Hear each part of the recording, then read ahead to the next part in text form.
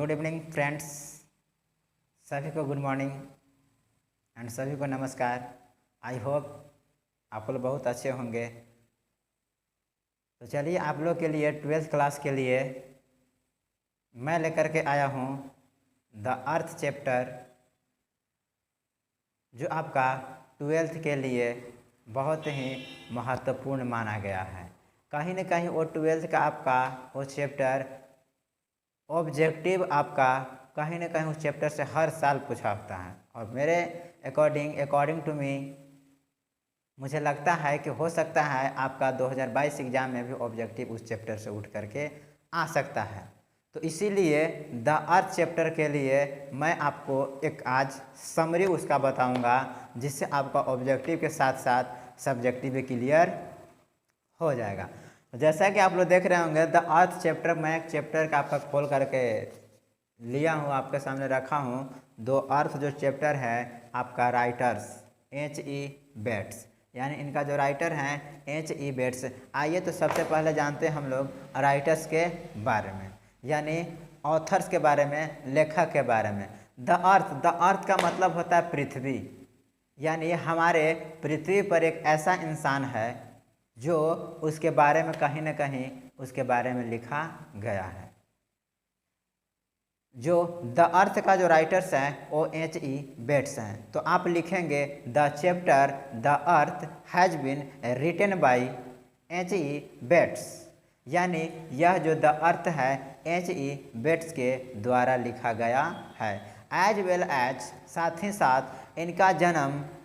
इनका जन्म आपका हुआ था 1905 ईस्वी में, और इनका मृत्यु हुआ था 1974 ईस्वी में इनका मृत्यु हुआ था। किनका? H.E. बेट्स का जो मृत्यु हुआ था 1974 ईस्वी में हुआ था। तो आप इंग्लिश में आप ऐसे लिख सकते हैं कि he was born in 1905 and died in 1974 में इनका मृत्यु हुआ था। ये जो राइटर्स हैं ये आपका कहीं ना कहीं इंग्लैंड सेंट्रल से बिलोंग करते हैं, यानी आपका नॉर्थ पेम्पसन्स जो है आपका राइटर्स हैं इंग्लैंड से क्या करते हैं, बिलोंग करते हैं। वाज वेल द क्वाइटेड with the English countryside specially, और वो कहीं न कहीं ये देश के प्रति बहुत ही अपना प्रेम और पूर्वक से एक देश के प्रति लोगों को जगाना चाहते हैं कि नहीं, दुनिया में कुछ भी संभव है। अगर उसके चाहत है तो दुनिया में कुछ भी क्या है, आपके लिए असंभव को आप संभव में कन्वर्ट कर सकते हैं। तो जैसा कि आप लोग देख रहे होंगे कि आपका ये राइटर्स जो हैं एक लिखे हैं आपका स्पेशली रूप से पेजेंट के बारे में, एक किसान के बारे में। इस चैप्टर में जो मेन जो कैरेक्टर्स है, जो मेन पात्र है, वो आप लोग पहले है आपका जोहानसन, यानी जोहानसन जो है एक किसान है जिसका उम्र 30 इयर्स हो रहा है, और इसके साथ साथ उसका एक बेटा है जिसका नाम है बेंजी। और बेंजी को समटाइम्स कभी कभी वो क्या करता था कि तबीयत खराब हो जाने के कारण से इसमें एक डॉक्टर होता है, एज वेल एज इसमें एक आपका फ्लोरेंस है जो लड़की है, एंड इसमें एक और है मैसेंजर है, जो मैसेंजर क्या करता है, उसको इन्फॉर्मेशन पहुंचाता है, जिसे मेन में मैंने पात्र आपको बताया। और लगभग आपका बेंजी का जो उम्र है वो कहीं न कहीं 12 साल उसका उम्र है। वो क्या करता है कि एक क्लास में वह पढ़ता है, और इस कहानी का जो मेन जो पॉइंट है, मेन आपका जो मकसद है वो है विट एंड एडवेंचर। विट का मतलब होता है बुद्धि और एडवेंचर का मतलब होता है साहस, यानी ये जो कहानी है बुद्धि और साहस से भरी हुई है। तो चलिए let's start. I am talking about the earth is a short story, यानी द अर्थ एक शॉर्ट स्टोरी है, यानी एक छोटा कहानी है। यानी इसमें राइटर्स जो हैं आपका राइटर्स एक शॉर्ट स्टोरी लिखे हैं जो कहीं ना कहीं वो एडवेंचर पर, साहस पर यह लिखा गया कहानी है। यानी राइटर्स इसमें कुछ किताब का भी नाम दिए हैं, जो आप चाहें तो नोट कर सकते हैं या आप रिमेंबर कर सकते हैं। देखिए मैं आप लोग पढ़ करके सुनाता हूँ। His important works include fair stood, यानी इनको में कहीं न कहीं इसने तो इसमें कुछ जो है हिज इम्पॉर्टेंट वर्क्स इंक्लूड, यानी इन्होंने कुछ महत्वपूर्ण काम किए हैं जो इस किताब में क्या किया गया है, इंक्लूड किया गया है, सम्मानित किया गया है। जो पहला जो है आपका फेयर स्टूड द वाइंड, ये आपका किताब का नाम है fair stood the wind for France, यानी यह एक किताब है जो किताब लिखा गया था 1944 में। As well as the purple plan, ये भी एक किताब का ही नाम है जो 1947 में लिखा गया था। द जैकरांडा ट्री, यानी ये किताब भी लिखा गया द जैकरांडा, जो 1949 ईस्वी में यह किताब लिखा गया था। एज वेल एज द स्केलेट अस्वर्ड, अस्वर्ड का मतलब यहाँ तलवार होता है, तो यह स्केलेट अस्वर्ड जो 1951 ईस्वी में लिखा गया था।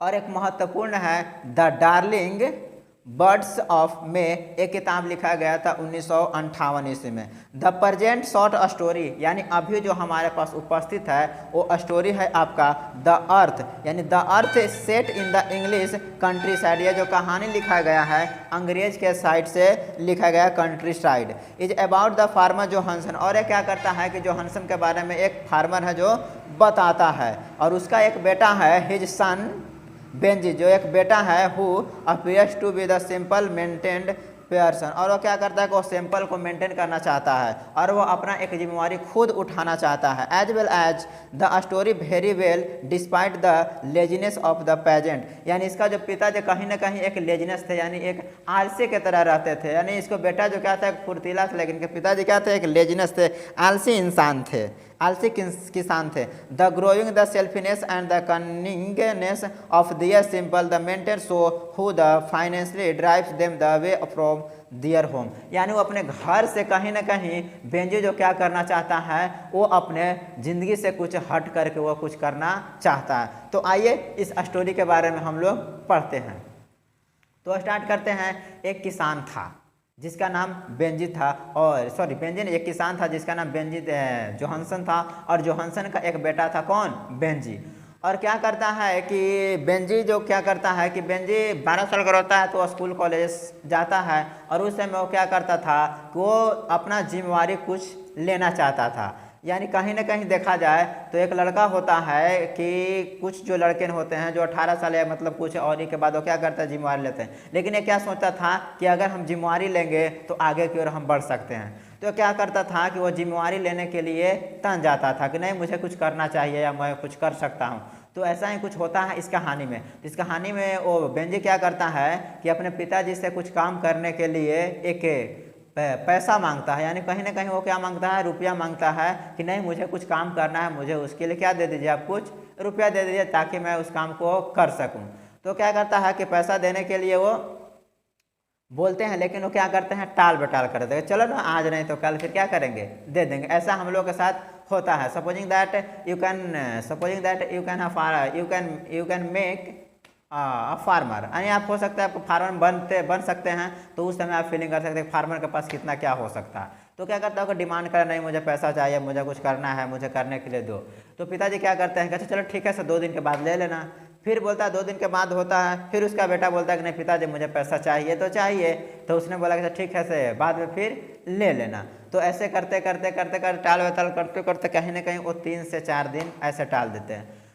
तो क्या करता है बेंजी क्या करता है कि वो सोचता है कि कुछ ऐसा किया जाए ताकि वो क्या करें कि उस उपाय को कुछ सोचें। और वो क्या सोचता है कि वो एक पागलपन का नाटक करता है, जिसको बोलते हैं पागल। क्या करता है पागल अपने अपने हंसेगा खेलेगा, तो कभी कभी थरिया लोटा बर्तन सब पटकेगा, यानी वो अपना पागलपन की तरह क्या करता है बिहेव करता है। तो ऐसा ही वो करते लगता है। तो उनका पिताजी सोचता है कि मेरा बेटा को हो क्या गया है, तबीयत तो खराब, तबीयत तो सही है ना।